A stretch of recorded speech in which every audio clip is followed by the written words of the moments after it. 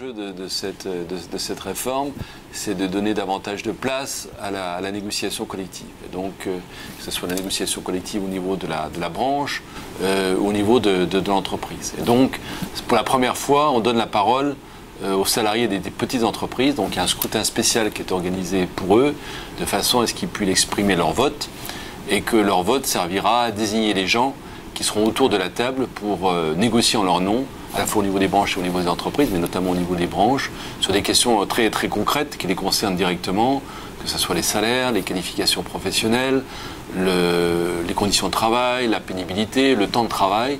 Donc c'est une réforme qui a des conséquences extrêmement précises et concrètes pour les salariés des TPE.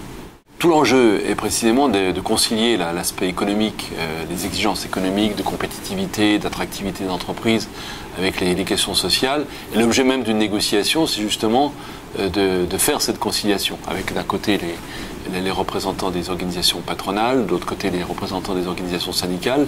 Et le but, c'est qu'après des échanges d'arguments, de positions des uns et des autres, on arrive à un compromis, à une négociation, du donnant-donnant, comme on dit, qui permettent justement de concilier à la fois l'économique et le social, de façon à avoir des entreprises compétitives et socialement quelque chose qui soit signe de progrès social. Donc l'objet même de la négociation, c'est cette conciliation entre l'économique et le social.